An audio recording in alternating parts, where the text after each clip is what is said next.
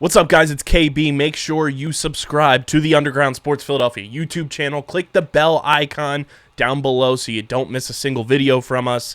And thanks for tuning in to another video from Underground Sports Philadelphia. Now let's get into it. Philadelphia, baby, you're going to love it. Best sports fans in the world. Actually, the worst, but that's what makes them the best. What is going on, everybody? Welcome into episode number 453 of Underground Sports Philadelphia. It's KB coming at you with that solo dolo weekend wrap-up episode. We got a lot to dive into with the Phightins Phils. You already know what's going down.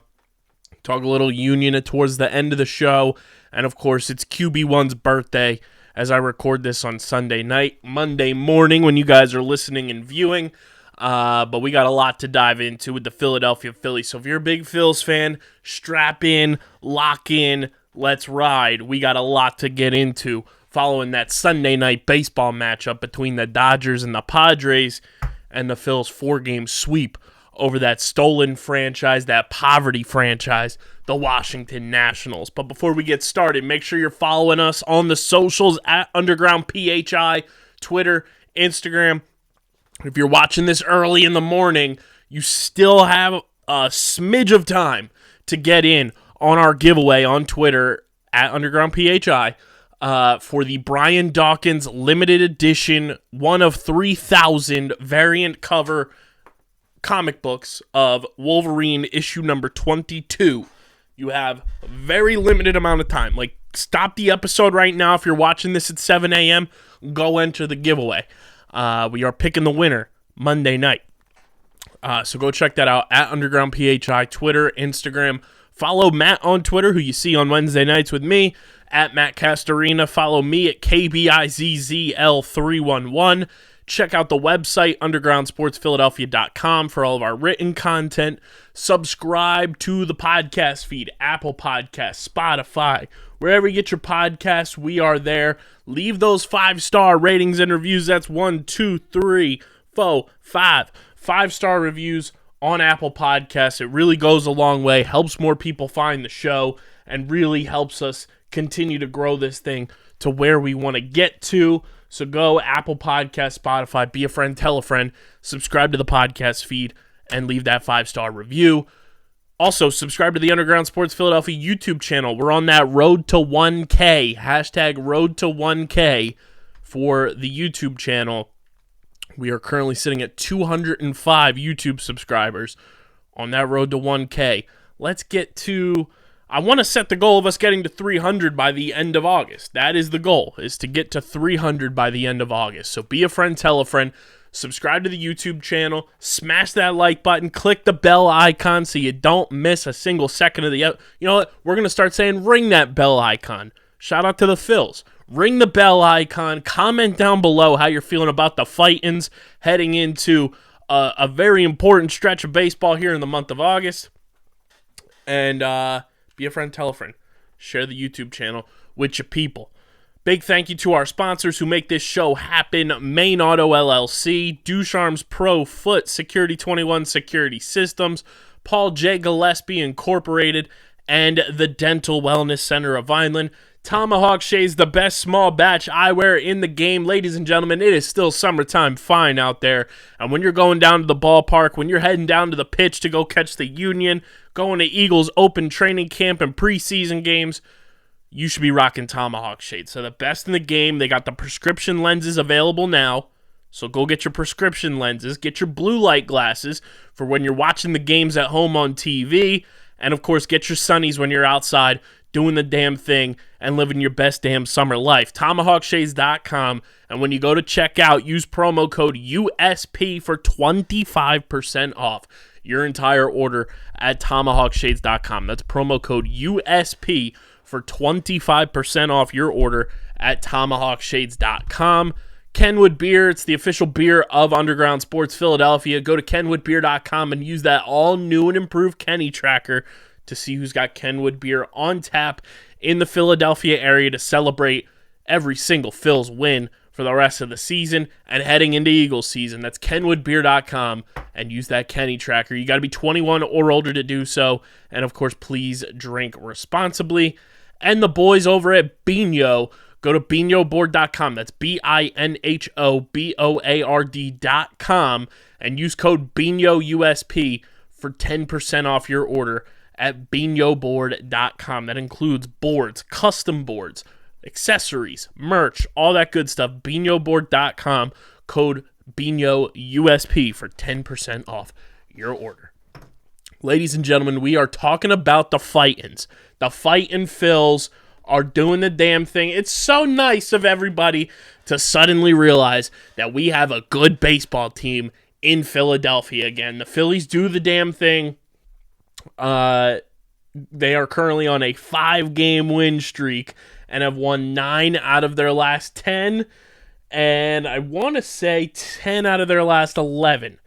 Yeah, 10 out of their last 11. Their only loss coming in that bullpen game against the Braves in that stretch. But they have won a 4-game sweep against the poverty franchise Washington Nationals, beating them this weekend by scores of 5-4, 7-2, 11-5, and 13-1, ladies and gents. They sweep out the Nats on Alumni Weekend, and this team is so hot right now. They are currently sitting at 60-48, 9-1 in their last 10, which is the best 10-game stretch in the division right now. They're 30-25 at home, 30-23 on the road, 60-48, just 3 games behind the Atlanta Braves for second place in the division and for the first wild card spot.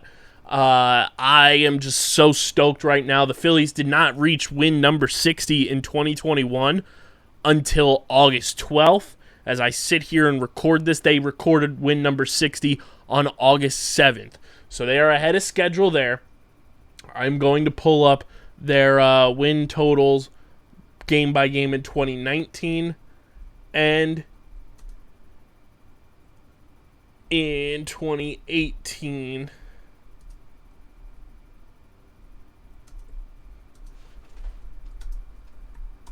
So in 2019, the Phillies, when they finished 81-81, did not reach win number 60 until, ladies and gentlemen,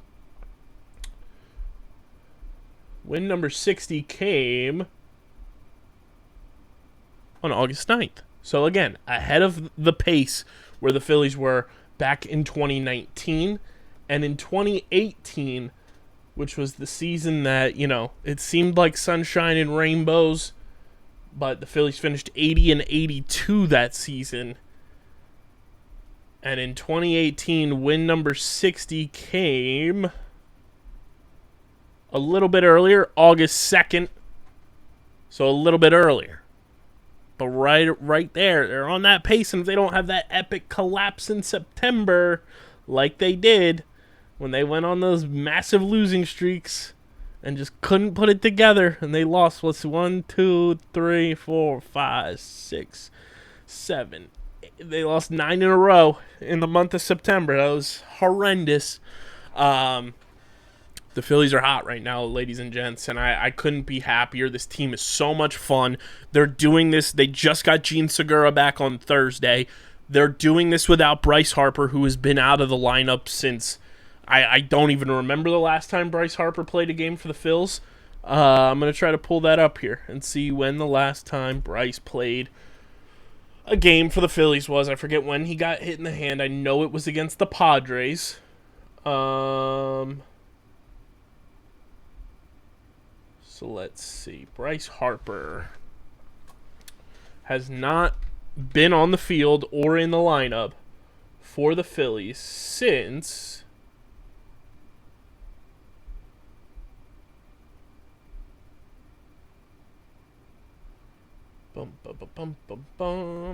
Bryce has played in 64 games this year. 64. He has not played in a game since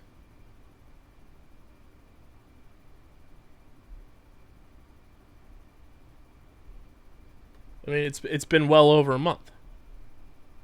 He was placed on the injured list late June 26th. So it's been like a month and a half since we haven't had Bryce in the lineup. and the Phillies have been able to stay above water.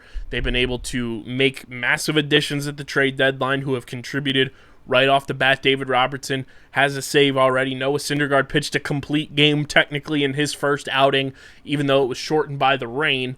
And Brandon Marsh has played and has gotten on base, has hit the ball well, and this Phillies team looks like they are poised for a postseason berth as they sit at 60-48 in the second wild card spot right now, only behind the Atlanta Braves, because the Padres, as the Phillies won 4 games in a row against the Nationals this weekend, the Padres lost 4 games in a row to the Dodgers, and I find it very, very comedic that even though the Padres made the trade for Juan Soto, it's very cool that they got him and everything from the Nationals.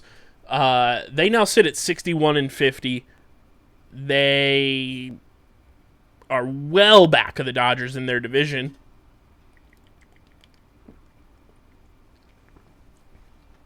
And the Phillies just took advantage of it, even though they had no direct correlation with it. They took advantage of the Padres playing a very good Dodger team, and they won. They have answered the bell, and the Phillies schedule coming up, they do not play on Monday, but starting on Tuesday, a 3-game set at home against the Miami Marlins. Then they go on the road for 3. I believe it's 3. I'm going to double check that. It's either 3 or 4 on the road after that Miami series against the New York Mets. Then they're on the road again for 3 against the Reds. I think there's a double. Yeah, so there's a doubleheader the following week. So it is 3 against the Marlins, Tuesday, Wednesday, Thursday, Friday, Saturday, Sunday on the road against the Mets. So that'll be a big test. 3 on the road against the Reds after that. Then there's an off day on August 18th. Then 4 at home against the Mets. 4 at home against the Reds. 3 at home against the Pirates. So big homestand there at the end of August, and then you go on the road for 6. You round out August 3 on the road against the Diamondbacks, and then you kick off September on the road against the Giants before coming home to play the Marlins, the Nationals, the Marlins on the road, the Braves on the road, Toronto and Atlanta at home, Chicago, Washington, and Houston all on the road to round out the rest of the season. Things are looking good right now for the Phillies. I'm just very, it brings me so much joy knowing that the Phillies are playing like this. They don't have a full lineup in. They have guys stepping up all over the place, whether it's Derek Hall, Nick Maton, Bryson Stott. Who else is in this lineup that is just absolutely stepping? I mean, Alec Boehm continues to dominate. Rhys Hoskins. Remember when everybody was saying to trade Rhys Hoskins? That was hilarious. That was hilarious that Rhys Hoskins' last hot streak was building his trade value. Good grief. That always makes me laugh. Garrett Stubbs has been great. 7 on into Nick Castellanos, ladies and gents. Nick Castellanos, who would have thunk? Maybe the boy was just slumping a little bit. And look at that. He's been on fire ever since Jim Salisbury asked him that stupid question. The bullpen has been fantastic. Edmundo Sosa is great defensively. The bullpen's been... Oh, Matt Vierling. Hello, Santa Maria. Matt Vierling has been sensational for this team and so valuable for this team in so many different facets. And, I mean, the bullpen, who would have thunk this bullpen would step up the way that they have? Andrew Bellotti, Brad Hand, Jose Alvarado, Nick Nelson, David Robertson now, Connor Brogdon, Sir Anthony Dominguez, Corey Knievel. The bullpen has just been fantastic. And I think if Zach Eflin comes back at all this season, throw him in the bullpen. Jerry's Familia gone. That's great for this bullpen. And this team, man, they're looking great. And, do I expect a World Series win this year? No. But this team has what it takes to get to the playoffs. They have what it takes to win a playoff series, in my opinion. They are so hot right now that if I'm going into the postseason right now, I don't want to run into the Phillies. You'd be out of your mind if you're picking, any team you'd want to play, and you pick the Phillies. Good luck. Good luck. I would be flabbergasted if a team would be like, oh yeah, I'm cool with playing against the Phils right now. You're out of your mind if you want to play against this Phillies team with how hot they are. Let's go to the NL East Run Differential, our favorite segment on this show, brought to you by the homies over at Pickup. Go to playpickup.com, start playing the hottest headlines in sports, rack up points on your fan profiles, cash them in for prizes on the Pickup Marketplace. It's free to play. Anybody can play. Go to playpickup.com and start playing those headlines. The Mets leading the division at 70-39 with a plus 111 run differential. They're hot right now. They took care of the Braves for us. That was great to see that go down this weekend. The Atlanta Braves at 64-46. 5-5 in their last 10. Lost 3 in a row. They're plus 81 in the run differential department. The Phightins Phils at 60-48. 9.5 games back in the division, but 3 games back of those Atlanta Bravos. Plus 72 in the run differential category. The Miami Marlins at 49-59 have really fallen off big time. They are minus 36 in the run differential category. And that stolen poverty franchise, Washington Nationals, sitting at 36-74, minus 196 in the run differential department. The Dodgers leading the way in the National League with a plus 226 run differential for the Dodgers. They've won 8 straight, which is the longest win streak in the National League right now. And you go over to the American League, the Yankees at plus 201. They've lost 5 in a row, though. It's been tough going for the Yanks at plus 201. The Houston Astros at plus 126. It is a shame how bad both Central divisions are in Major League Baseball, because right now the Minnesota Twins lead the AL Central at 57-51 with a plus 27 run differential. The Phils would be in first place in that division. The Phils would be tied for first place in the NL Central with the Cardinals, who are also at 60-48 and went on a hot streak of their own. They've won 7 straight, and they swept out the Yankees this weekend in St. Louis. The Phils would be leading both of those divisions. It's absolutely crazy to think about. And I mean, it is kind of crazy, too, that both the Phillies and the Mariners, when you look at the wild card for both leagues, the Mariners right now are the third wild card team. The Phils and the Mariners both have the longest postseason droughts in baseball. And if the postseason started today, both teams would make the playoffs. For the first time for the Phils in 10 years. So the last time was 2011. It's now 2022. Be 11 years since the last time. I mean, 10 years technically, since they haven't made it. And then the Mariners, it's obviously been since 2001 since they've made the playoffs. So yeah, the longest MLB postseason droughts. The Mariners at 20 years, the Phillies at 10, the Angels and Tigers both at 7, the Royals and Pirates both at 6, the Orioles, Rangers, and Mets both at 5, the Diamondbacks at 4, the Rockies at 3, Nationals at 2, and then a whole bunch of teams missed it in 2021, being the Twins, Cleveland, San Diego, Toronto, Oakland, Cincinnati, Miami, and Chicago, being the Cubs. But the longest droughts all time. 41 years for the St. Louis Browns. I mean, the Mariners' 20-year streak is right up there with the longest, man. That's crazy. That's crazy. It's the longest in the, it's the only one in the 2000s. That's crazy. But yeah, the Mariners and Phils both poised to make the postseason, which is very exciting. Noah Syndergaard made his debut this weekend. Obviously was cut short by some thunder and lightning and rain. Very fitting for Thor to bring the thunder in his debut. But it gets marked down as a complete game because Nick Castellanos saved the day with an outfield throwout to get that final out of the top of the fifth inning, which made it a legal game. It made it a full, complete game in the records. So that was cool. I think Thor, he didn't give up like hard contact, which was great. I mean, the Nationals got a bunch of hits off of him, but nobody was getting like hard contact. I think that'll be just an adjustment thing. He obviously hadn't pitched in a while either. I'm not worried. I think he's going to be great here. Brandon Marsh looks great in the fucking powder blue unis.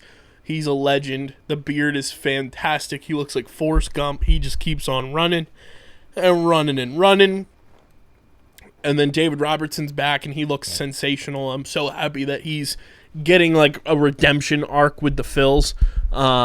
He deserves it. He's like one of those guys that like always wanted to contribute here, always wanted to be here, and then it just didn't work out with his body, and now he's back, and I think he's on a big time just like revenge tour against his own body to be like, you screwed me, and now I'm here to deliver for this city that wanted me here. And I think, like we said on Wednesday's show when we were breaking down the trade deadline, if the Phils make it to the postseason, which it looks like they are going to, if all continues to go right, knock on wood, David Robertson being part of that is going to be really special. And I'm glad that he's getting an opportunity to, redeem himself in Philadelphia, because he's going to be one of those guys that we look back on as like, wow, he was a fun Phil to root for. Mickey Moniak, since going to the Angels, has 2 home runs, but he got hit on the hand. He's got a small fracture in his hand. Doesn't look like he's going to be out for the season, but he is going to miss some time now for the Angels.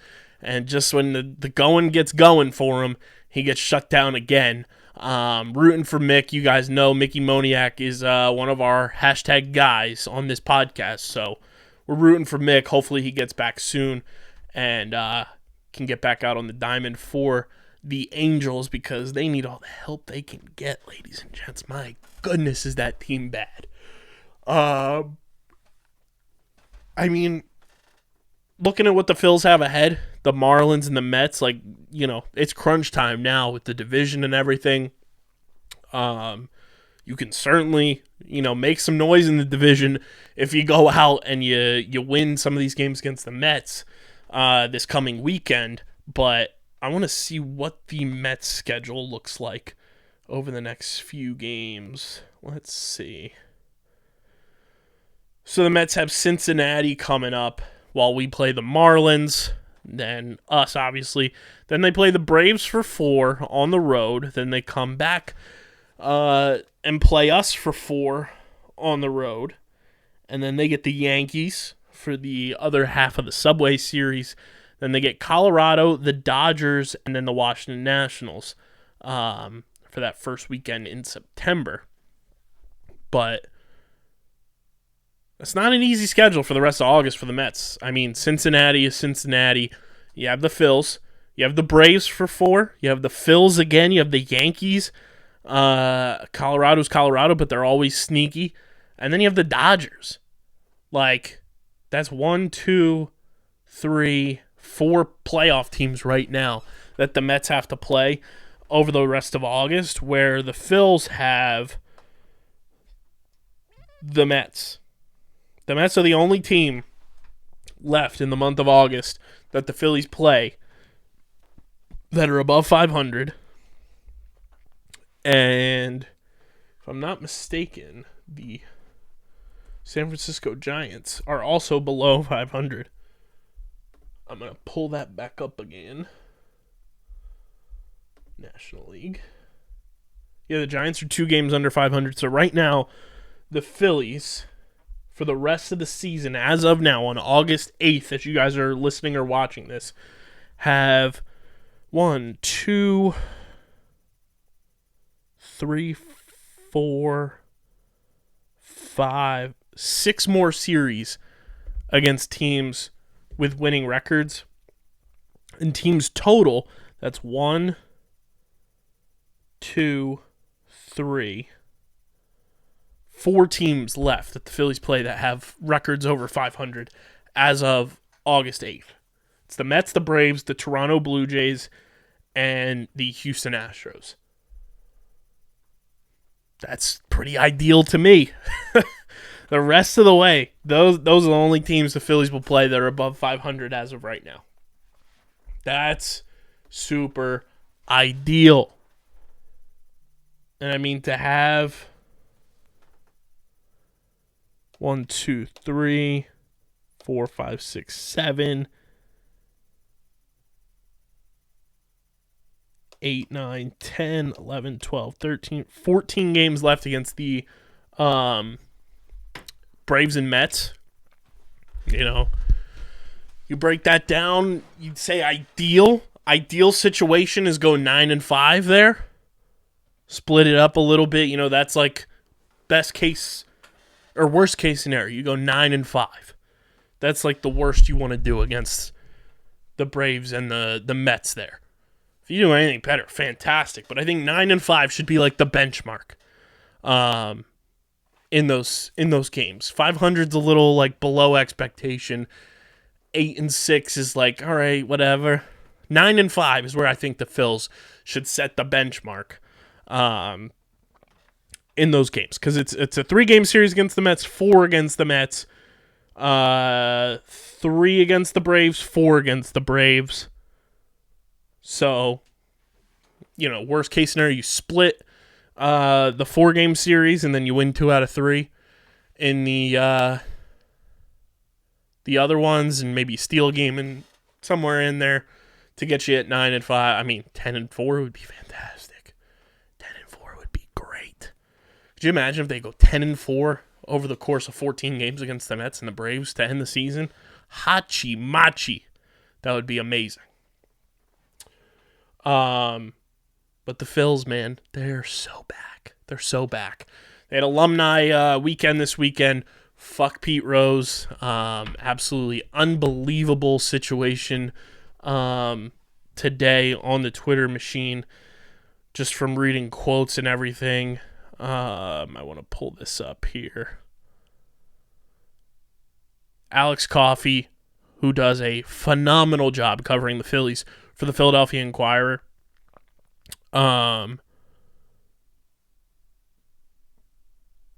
just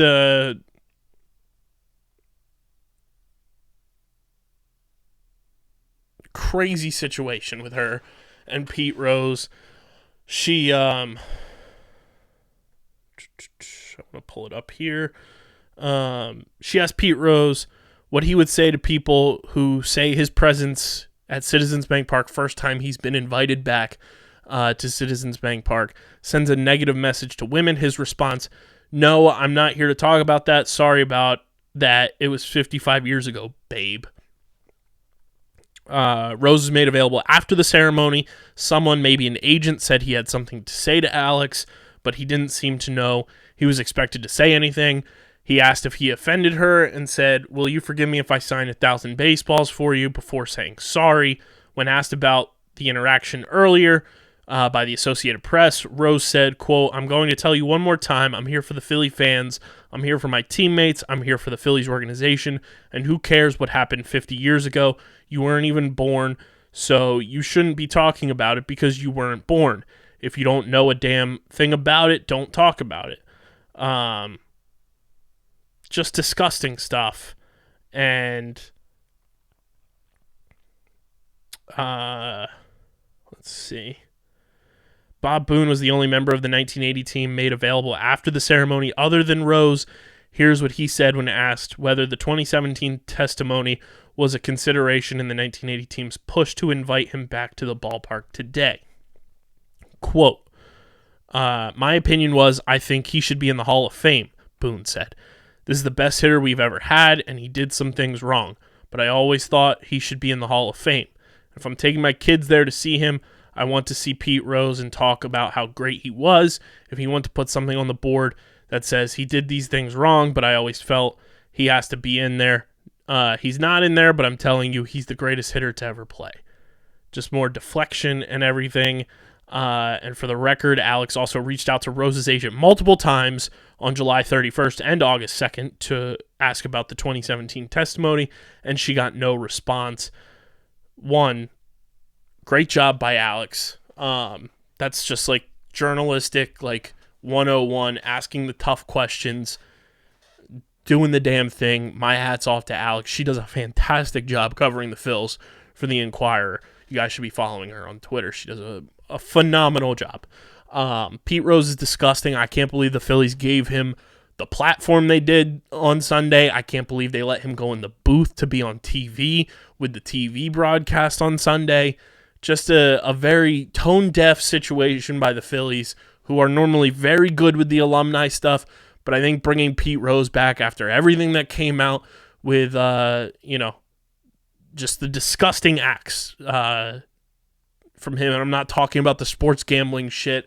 I'm not talking about any of that. I'm talking about him having sex with a minor. Like, it's just disgusting. There's no place for that. It doesn't matter what you did on the baseball field. That's a reflection of you as a human, not as a baseball player. And the Phillies should not have had somebody like that in the ballpark. They shouldn't have had him, being, pomp and circumstanced around like some sort of show pony that did no wrong. It's a shame that they allowed that to happen. Pete Rose was cursing on the broadcast multiple times, and I know we curse on this show, but hey, we don't have FCC regulations and like a standard of broadcasting to uphold, so we can kind of get away with just saying whatever the fuck we want on this podcast. When you're on TV, you got to keep it buttoned up, you got to keep it zipped up, and Pete Rose it was very disgusting by the Phillies, and unfortunate that they allowed that to go down. That's the one blemish on the weekend for the Phils.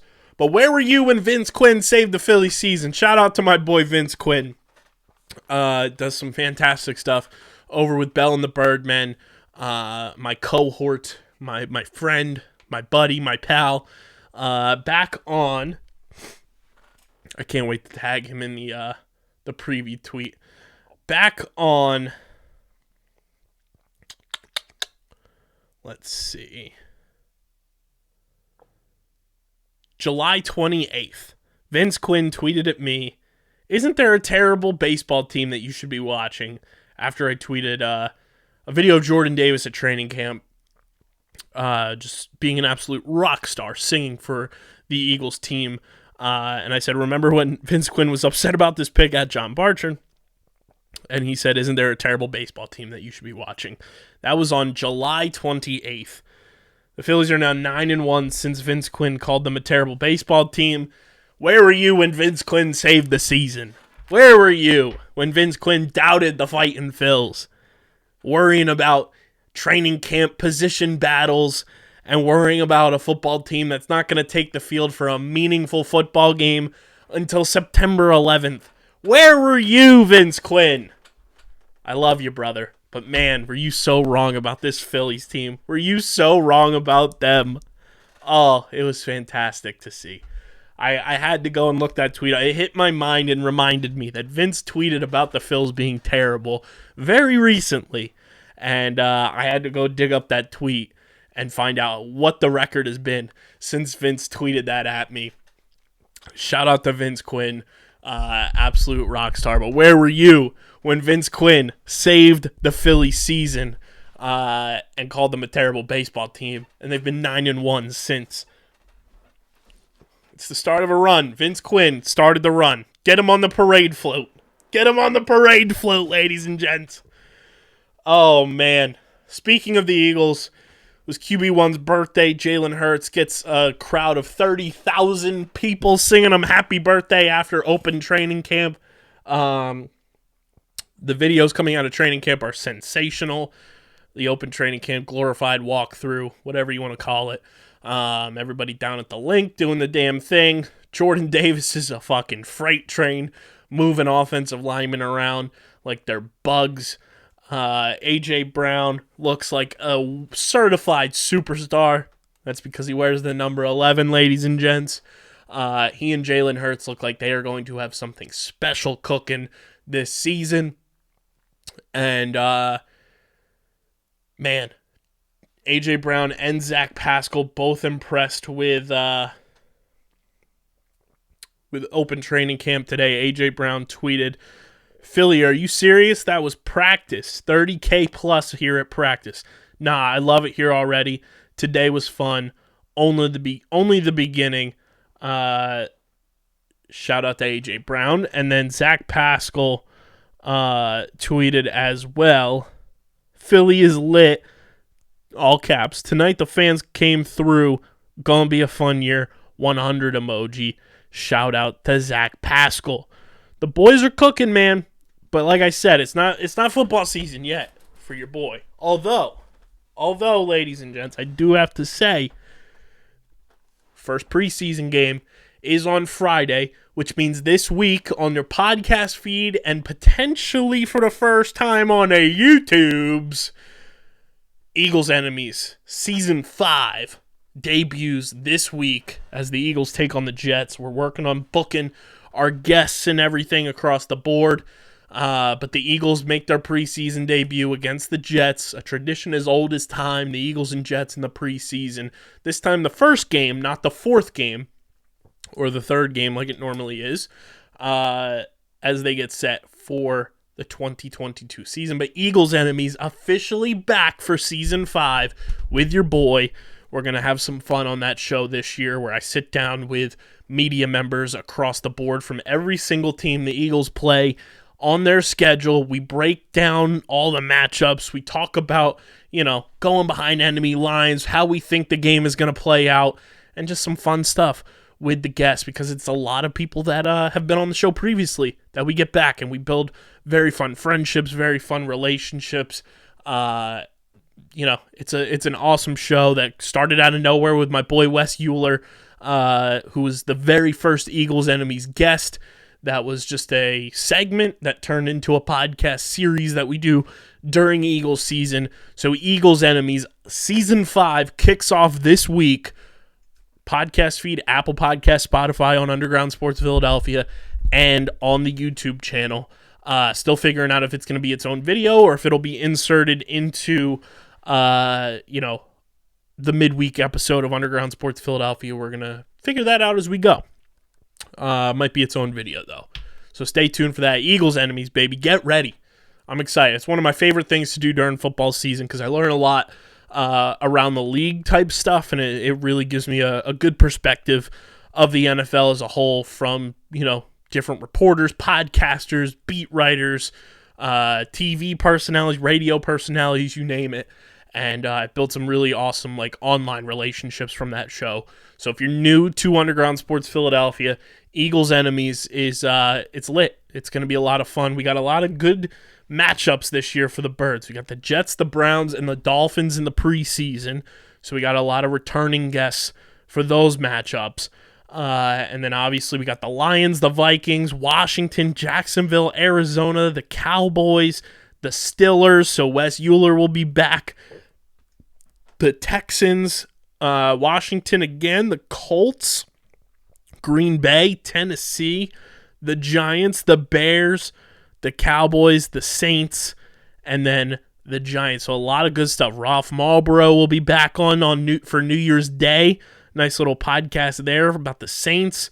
We got the Colts, who my boy D-Walk will be back, now covering the Colts. Wes Euler, like I said. Johnny Venerable from PHNX Cardinals will be on. The Jags, Demetrius Harvey will be back this year. The Vikings, the one and only Arif Hassan from the Athletic Minnesota, former Hexagon, will be back. We got a lot of fun guests. Dave Burkett he's already locked and loaded, ready to come on for that first game against the Lions. We got a lot of fun stuff planned for this Eagles season. So buckle up. Get ready for Eagles Enemies. Shout out Vince Quinn. The Philadelphia Union, unfortunately, took their lumps against Cincinnati this weekend. It's a tough loss. It's a tough one. You come across those. They lose to Cincinnati by a final score of, what was the final? 3-1, I believe. Yes, 3-1 on Saturday. They get back at it this coming Saturday, though, against Chicago. Going to be a fun matchup there as the Union still sit atop the standings in the Eastern Conference with 45 points and pretty much tied for second overall in all of MLS. Only LAFC ahead of everybody with 51 points because they are a super team. Paxton Aronson scored the lone goal in that game for the Union. Brendan Aronson, I'm going to give him credit for it. He's giving himself credit for it, but the Premier League is not giving him credit for it, which is a bunch of blasphemy and a bunch of malarkey. Brendan Aronson scored his first goal in the Prem this weekend for Leeds United, which I'm sure they're going to be talking about on Top Bins Monday night. So make sure you guys tune into that on our Facebook page, on Twitter, on Twitch, all that good stuff. They're going to be talking about the Premier League being back. That's our premier England and Italian soccer podcast on the network. So shout out to Matt and Dom. Go subscribe to Top Bins, baby. But Brendan Aronson made his Premier League debut. He's going to tear up the Premier League. I'm so excited for him. That's kind of how I'm like following along with the Premier League now. I just kind of watch players. I kind of view soccer in the same vein as a lot of people view the NBA, where they follow along with players. I'm just following Brendan Aronson for the ride. The kid's a rock star. A lot of people tried to claim that the MLS was a retirement league, and look at that. It's simply not. Brendan Aronson is tearing it up with Leeds, and he's going to be very, very special for them. And I'm excited to see, just how his season unfolds, how Leeds performs. A lot of American guys on that team, so a lot of rooting interest there as the World Cup draws closer, because that's coming up this fall. We got a fall World Cup, which is going to be very exciting for Top Bins. So subscribe to Top Bins. Follow them on Twitter at FC Top Bins. They're closing in on 100 followers on the Twitter machine. That's our original spin-off podcast, ladies and gents. They did 13 episodes back in 2018, and then when everyone needed them most, they vanished like the Avatar, and then they came back almost a year ago to the day, I want to say. They came back, or to the month, I should say. Top Bins has been back at it since, I don't want to get this wrong, but they've been back at it consistently since last August, I want to say, was when they came back. Let's see here.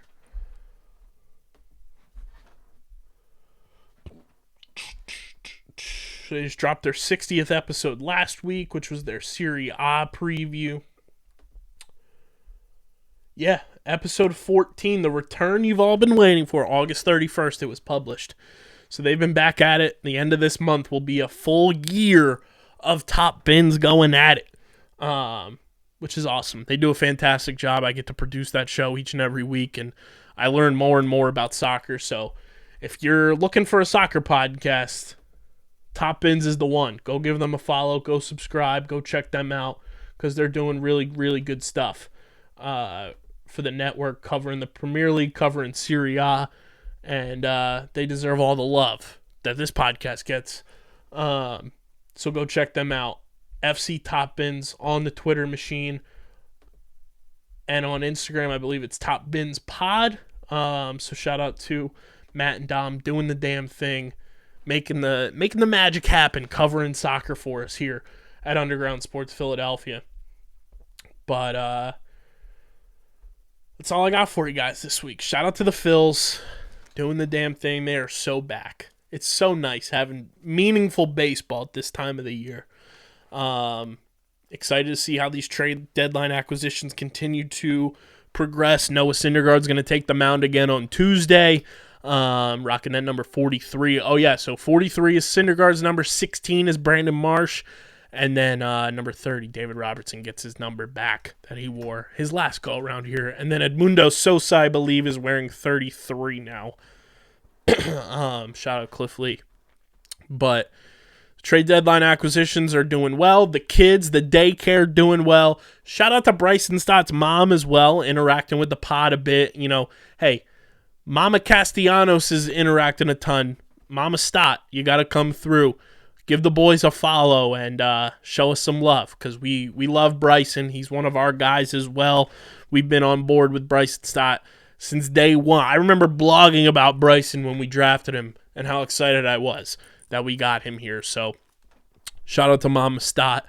And let's go Phils. Ring that bell, baby. Let's keep this win streak rolling. Let's keep this hot season going.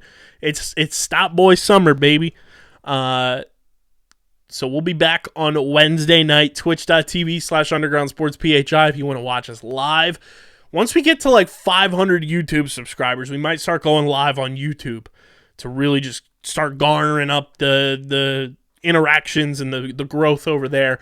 But subscribe to the YouTube channel, guys. It really, really does mean a lot for this next phase of where we're trying to head as a company. We need to get on that road to 1K. We need to hit 1,000 subscribers on YouTube. So go to youtube.com, search Underground Sports Philadelphia in the search bar, and subscribe. Smash that like button, ring the bell icon so you don't miss a single video episode of your favorite Underground Sports Philadelphia podcasts and originals. And, of course, leave a comment down below how you're feeling about the Phils, how you feel about the Union, your excitement for the Eagles, what potential guests, if you have any for the Eagles enemies for me, let me know. And, of course, subscribe to the podcast feed, Apple Podcast, Spotify, and leave those 5-star ratings and reviews on Apple. It really goes a long way, gets us on the charts, hits that algorithm, lets more people find the show. Follow us on the socials at UndergroundPHI on Twitter, Instagram. Follow Matt on Twitter at Matt Castorina. Follow me at KBIZZL311. Check out the website, undergroundsportsphiladelphia.com, for all of our written content. And like I said, subscribe to the podcast feed, subscribe to the YouTube channel. And big thank you to our sponsors who make this show happen. Main Auto LLC, Ducharme's Pro Foot, Security 21 Security Systems, Paul J. Gillespie Incorporated, and the Dental Wellness Center of Vineland. Tomahawk Shades, Pickup, Kenwood Beer, and Bino Board. All of their information is linked in the show notes on audio and in the description on YouTube. But this has been episode number 453 of Underground Sports Philadelphia. I'm your boy KB. We're talking about the Phightins. We'll talk about them more on Wednesday night. But until then, I'm getting the heck out of here and I'm signing off. Peace.